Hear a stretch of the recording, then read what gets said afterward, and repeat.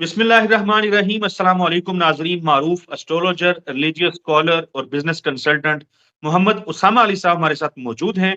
उसामा अली साहब के साथ हमने इमरान खान साहब के हवाले से बात करनी है। आज इमरान खान, आज से मुराद जब ये वीडियो देख रहे हैं तो गुज़िश्ता रोज की ये बात है।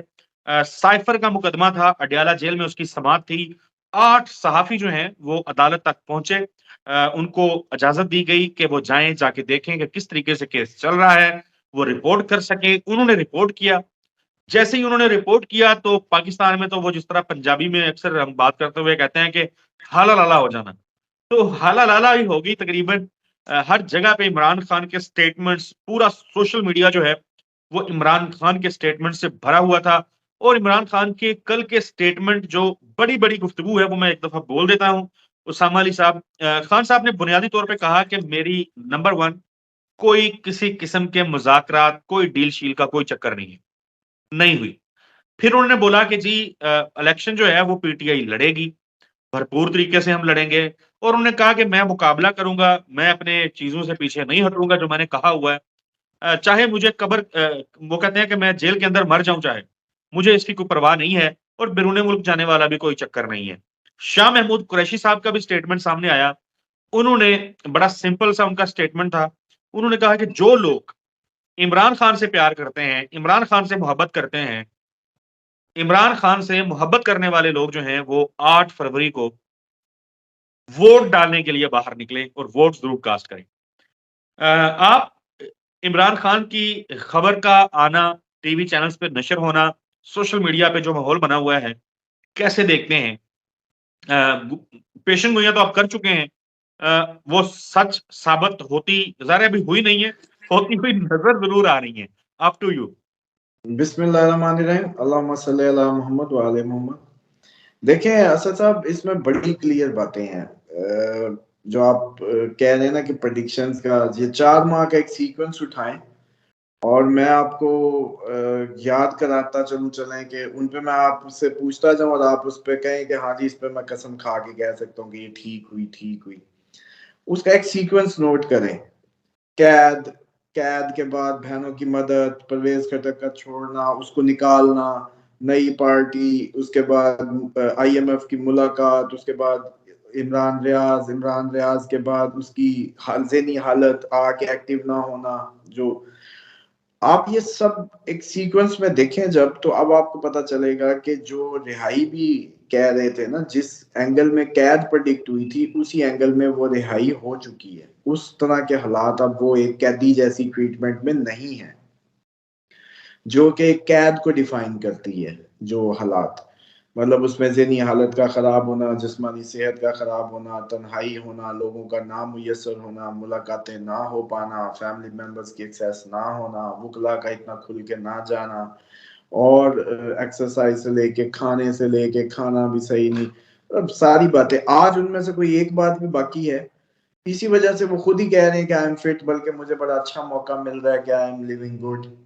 तो एक्चुअली जो मैं बार बार कह रहा हूँ कि अब रिहाई वाला सवाल वैसे ही नहीं बनता, क्योंकि अब वो एक अपने, जैसे कहते हैं ना कि इन्हीं का खेला हुआ पता इन्हीं के गले में डाल के वो बैठ गए हैं।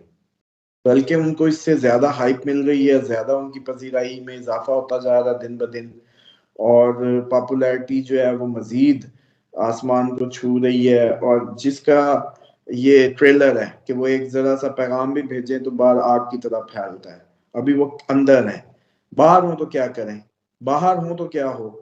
तो देख लें कि वो सारे पत्ते जो अब तक उनके खिलाफ खेले, जो मैंने अब आपको कहा था कि मुखालफिन 24 नवंबर के बाद ये उन पे जो ऐसे कहते हैं ना हावी हो जाएंगे, तो आप वो देख लें कि इस टाइम भी उनकी एक बयान आ जाना मीडिया में या कुछ भी किस तरह से आग लगाता है।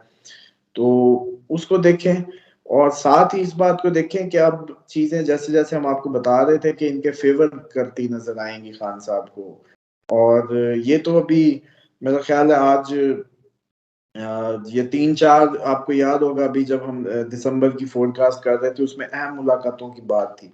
एक तो पाकिस्तानी साइकी है कि हमारे लिए अहम मुलाकात का मतलब जो है ना वो सिर्फ एक ही घर है और उसी की मुलाकात है बस। उसके अलावा तो कोई जैसे कहते हैं ना सब दर्जा दोम के इंसान रहते हैं या बसते हैं, और उनकी मुलाकातों की कोई नहीं लाइफ में जो इम्पोर्टेंस होती है। मिसाल के तौर पे आज जो इनकी मुलाकात हुई, उसने आग लगाई या नहीं लगाई, इससे पहले इस तरीके से नहीं हुआ। तो अभी कल भी एक्सपेक्टेड है कोई अहम मुलाकात के, यही 4, 5, 6 तारीखों में अहम मुलाकात थी। फिर 21, 22, 23 में एक इम्पोर्टेंट मीटिंग नजर आती है। इसी तरीके से जो खान साहब के खिलाफ जितनी भी आपको याद होगा लीगल साइड, आप मैं कब से कह रहा हूँ कि लीगल साइड मजबूत है।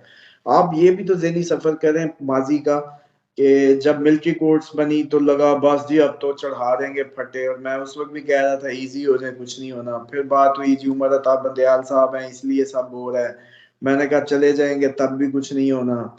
मतलब जो लीगल साइड मजबूत होना एक डिवाइन, मतलब वो पोजीशन ही ऐसी है कि अब तक आप हम देख रहे हैं कि सिर्फ लिंगर ऑन टैक्टिस प्ले की जा रही हैं, कुछ डिसाइडिंग काइंड ऑफ इनके ऊपर कुछ नहीं कर पाए अभी तक।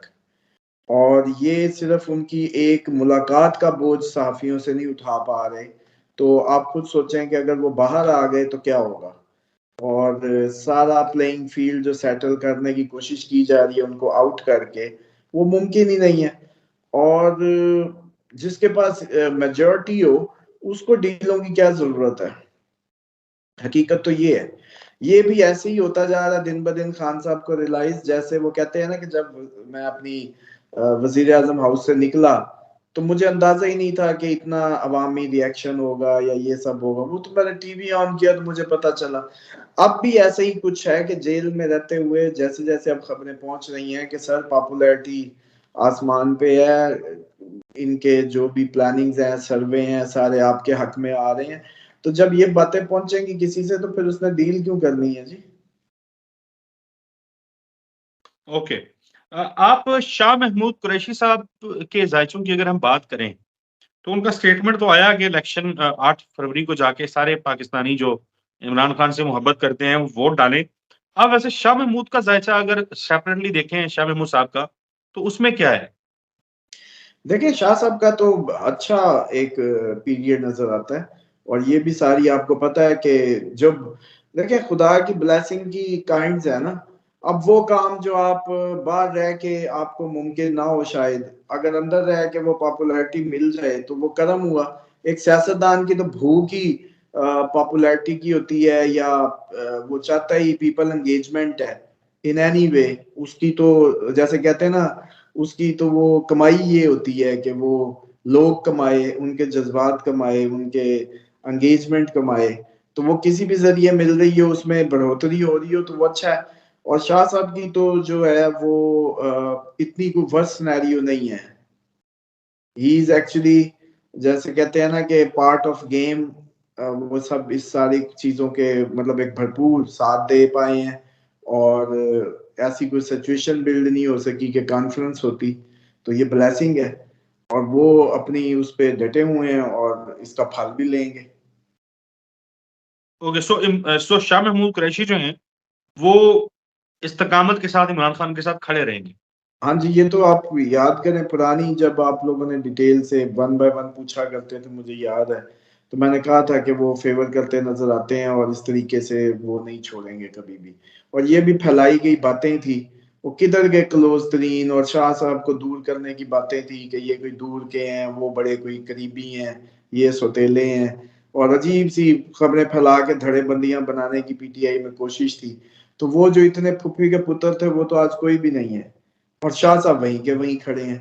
तो सर जरा थोड़ा सा उसको भी तो देखना चाहिए ना कि जो बंदा किसी भी उसमें खड़ा रहा है और वो इस्तकामत के साथ खड़ा रहा है, बल्कि सीएमशिप की कैंडिडेट वो होना चाहते थे या अपने चाहते थे कि वो इसका करें, वो नहीं हुआ, उसके बावजूद भी वो खड़े हैं।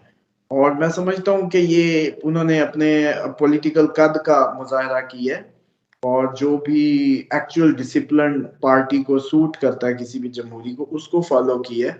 और आगे फल पाएंगे, डेफिनेटली आप पाएंगे। क्योंकि जिनको वजीर आला बनाया उन्होंने तो 1 मिनट लगाया। वो जैसे बेशक वो दोनों बैंगन, पतला और गोल बैंगन दोनों ही, मैं यूं कहूंगा समझ लें कि वो दोनों ही उससे 1 मिनट में छलांग मार के निकल गए। तो डेफ़िनेटली अब ये तो कोई बात नहीं है कि खान साहब इतने ही अंधे हैं कि उनको ये नहीं समझ आ रही कि कौन कहाँ तक साथ चला। और इस दफ़ा तो खान साहब को बड़ी कदर हो जाएगी क्योंकि ये कुंदन बन रही है पार्टी अब इस सारी में पक के। जिसने इतना कैदें इन्वेस्ट कर दी हैं पीटीआई में रह के, अब वो इसको छोड़ने तो नहीं लगे। जिन्होंने सज़ाएँ सह ली हैं सब है, बल्कि इसको मुझे तो लगता है जैसे कुदरत इस पार्टी को असली जमहूरी पार्टी इस वक़्त की बनाना चाह रही थी कि पाकिस्तान में भी कोई ट्रू जैसे कहते हैं ना डेमोक्रेटिक पार्टी हो। क्योंकि अब आप हम देख ही रहे थे कि पीपल्स पार्टी किसी दौर में अवामी पार्टी होती थी मुल्कगीर, लेकिन उसने वो स्टेटस अपना खो दिया वक़्त के बिल्कुल, साथ-साथ।